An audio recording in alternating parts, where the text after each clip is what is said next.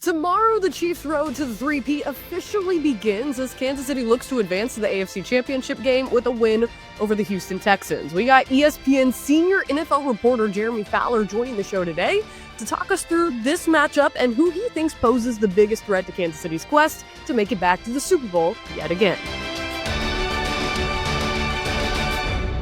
What is up, Chiefs Kingdom? Happy Friday. I'm Hayley Lewis, and this is Chiefs News Daily. Like I said, we got a great interview coming your way today as Patrick Mahomes looks to keep his divisional streak rolling.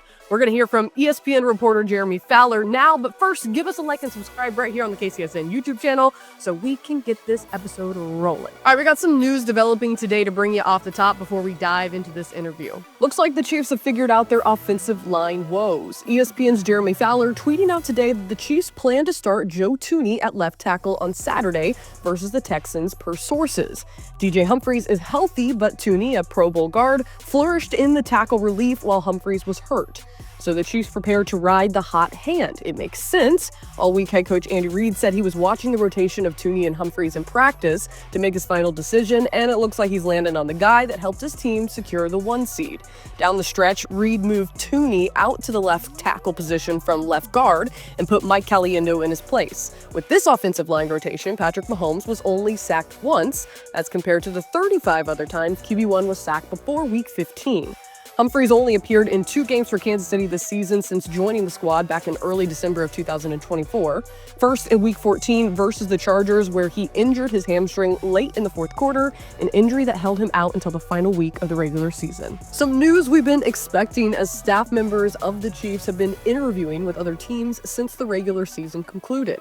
Tom Pelissero shared on Twitter Friday afternoon that the Titans are hiring Mike Borgonzi as their general manager per sources. Mike Borgonzi spent the past 16 seasons with the Chiefs, including the past 4 seasons as assistant GM, and has been part of 3 Super Bowl championships.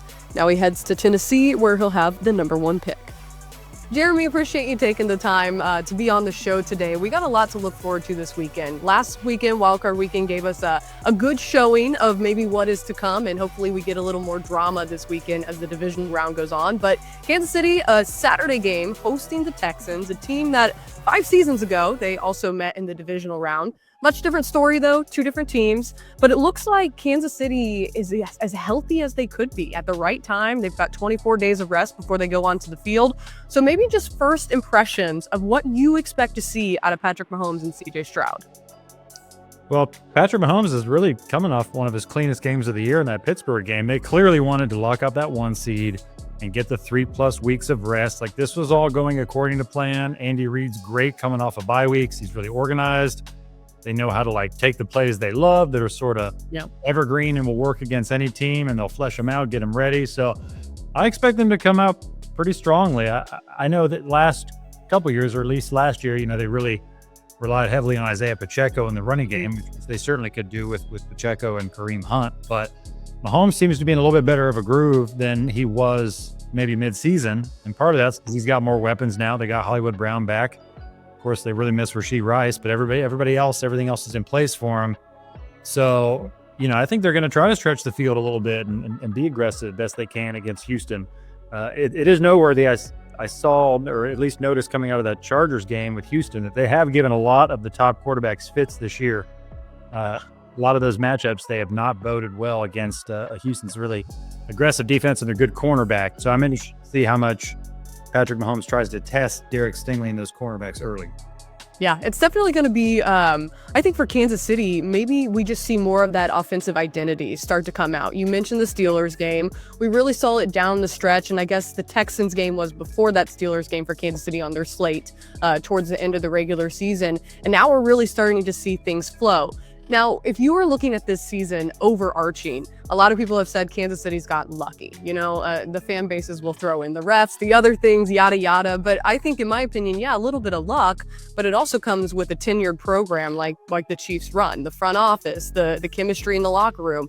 All those things have to be, firing on all cylinders for the luck to fall Kansas City's way. What's your perspective of how Kansas City has continued to win all these really close games, but now it seems like they're starting to expand that margin? The way I see it is they just know how to finish. Like, good teams know how to finish. Good teams know how to limit their own mistakes and make you make the mistakes. That's what New England did well for all those years with Bill Belichick and Tom Brady. So that's the space they're operating in. It's interesting. And when I was in Kansas City mid-season, or I think it was maybe November, I remember hearing Mahomes talk about how, it's not always pretty, but we've learned how to win, how to figure out ways to win. I wanted to ask him about that because it reminds me of something Michael Jordan or people used to say about Michael Jordan, like he stopped worrying about points or rebounds or, scoring titles. He just, every game he'd go into and just figure out, how do I win this game? Yeah. And when you figure out that part of the puzzle, it takes you to a new level. So I do think Mahomes is sort of operating in that a little bit. And you can say that they've gotten lucky. Even if you take the kicks against, in the Denver game, if they make that field goal at the end, or the Chargers game, they're still like probably 14-3 when they end the season. So even with some luck, they would have been one of the best, if not the best team in the NFL. So, I take more of a Chiefs slanted approach to that. I don't think that they're a fraud or anything by any means. I think they're still exactly where they were. The offense has been more of a slog this year. Yeah. Can't really deny that. But they do seem to be trending upward. Well, you mentioned it. I mean, if you take the Kansas City way, you're going to go over very well with all the fans who are watching this podcast. So in good company. I will say this, though. You interact with the team. You get to be in the locker room. You have those conversations you mentioned like you did with Mahomes. What do you think it is about this team where no matter what the adversity they face, so we talked about the offense being a little off this year. Okay, well, the year before that, maybe it's a different thing. The wide receivers can't catch the ball. The year before that, they lose Tyreek Hill. And it seems like every single year they find a way to win. What is it about Kansas City that they're able to do that no matter what they face during the regular season? Well, I think a lot of it just starts with they have playmakers up front. Like, this time of year, you got to win with the offensive and defensive lines. Yeah.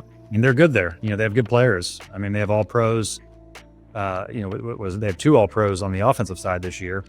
And that's not to even mention Trey Smith, who's going to be probably the highest paid guard in the NFL in a couple months.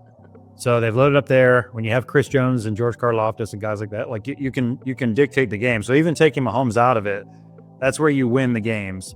And they've been really good there. The defense under Spagnuolo has always been stout the last couple of years. Like, it's just, what you're getting.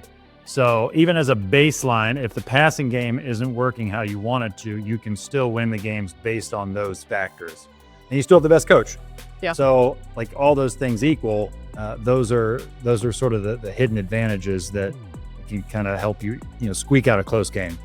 I like the math. You put in Andy Reid, you put in Patrick Mahomes, and it all just comes together somehow. I will ask you this, moving ahead a little bit. I know we're only supposed to look at it one game at a time, but say Kansas City defeats the Texans, they go on to the AFC Championship game. Who do you think is the biggest threat to Kansas City? A lot of people teetering between Baltimore and Buffalo. It's a good question. So they're both a threat. Yeah. I mean, obviously, with the way their quarterbacks are playing. I think, Baltimore was flustered by Kansas City in that AFC title game last year. I do think it'd be different this time. With the presence of Derrick Henry and the way they've figured out their running game and the structure of it, and it's not just Derrick Henry from what he was doing in Tennessee, but he's now taking, shotgun formation runs and breaking off big runs, shedding tackles. And then you have like the run pass option stuff with Lamar Jackson, and they've got all that working now on top of Jackson's passing ability. And their defense has sort of leveled out. They've figured some things out, it looks like, but they were really struggling mid-season in their passing defense. So I don't know. They're both a major threat, Buffalo and Baltimore. I'd say Baltimore is maybe a slightly stronger threat to me, just based on and all of those factors, plus the motivation they have from last year's game and losing. Yeah. But at the same time, it kind of feels like Buffalo's time, right? Like they got Kansas City in the regular season. That felt like a playoff game, and they won that pretty convincingly. If Lamar Jackson's the best player, then Josh Allen's probably the best playmaker this year. I mean, he's second. He's the best quarterback. He's one of those, definitely one of those three.